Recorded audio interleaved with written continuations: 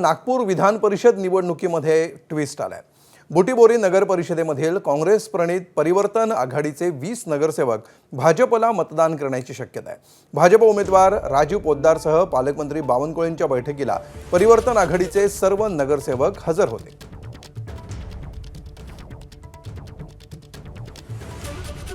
आणि त्यामुळे भाजप उमेदवारांसाठी चंद्रशेखर बावनकुळेंनी घेतलेल्या नागपूर विधान परिषदेच्या निवडणुकीमध्ये हा ट्विस्ट आलेला आहे।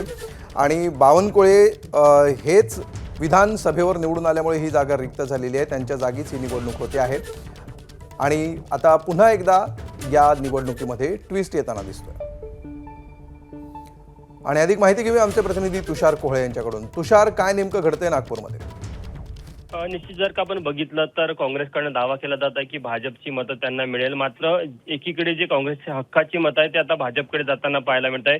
विशेष करून बुट्टीबोरी नगर परिषदमध्ये आपल्याला पाहायला मिळतं की तिथे काँग्रेस प्रणित आघाडीचे जवळपास 20 नगरसेवक आहे। असं असताना आज नागपूरचे पालकमंत्री चंद्रशेखर बावनकुळे आणि भाजपचे उमेदवार राजीव पोद्दार यांनी या सर्व नगरसेवकांची बैठक घेतली आणि धक्कादायक बाबमध्ये तिथले जे स्थानिक काँग्रेसचे नेते आहे अहमद शेख यांच्या घरी ही बैठक झाली। या बैठकीनंतर असं जवळपास तिथं स्पष्ट झालं की तिथली जी बुट्टीबोरीची परिवर्तन आघाडी आहे त्या परिवर्तन आघाडीचे 20ही मतं हे जवळपास भाजपकडे जाण्याची शक्यता वर्तवली जात आहे। आणि स्थानिक नेत्यांनी याचं सर्व खापर हे सुनील केदार यांच्यावर फोडलेलं आहे, कारण की नगर परिषदेच्या निवडणुकीच्या वेळेस काँग्रेस पक्षाने तिथे आपला पंजा चिन्ह गोठवून स्थानिक परिवर्तन आघाडीच्या चिन्हावर सगळ्या काँग्रेसच्या उमेदवारांना मैदानामध्ये उतरवलं होतं। मात्र आता हे सर्व नगरसेवक हे कुठेतरी भाजपच्या बैठकीमध्ये गेल्यामुळे कुठेतरी आता हे सगळे नगरसेवक भाजपच्या वाटेवर आहे का असा देखील एक प्रश्न निर्माण झालेला आहे। मात्र निश्चितच ही संपूर्ण निवडणूक जर आपण नागपूरची बघितली तर आधीच भारतीय जनता पक्षाकडे मोठी लीड आहे।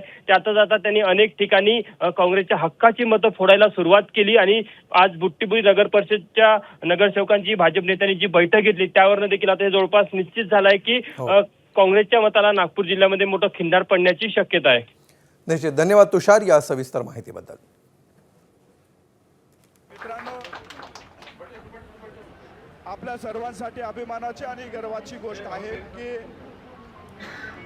राष्ट्रवादी काँग्रेस पक्ष त्यामुळे नागपूरमध्ये भाजपकडे स्पष्ट बहुमत आहे, महायुतीकडे बहुमत आहे, त्यामुळे इथून भाजपचा उमेदवार सहजपणे निवडून येऊ शकतो। मात्र तरीसुद्धा आपली ताकद वाढवण्याचा भाजपचा प्रयत्न सध्या दिसतो आहे आणि काँग्रेस प्रणित परिवर्तन आघाडीचे 20 नगरसेवक सध्या भाजपनी बोलवलेल्या बैठकीला हजर राहिल्यामुळे ही सगळी मतं देखील आता महायुतीच्या उमेदवाराला जाणार असल्याची चर्चा सुरू झाली आहे। एबीपी माझा, उघडा डोळे बघा नीट।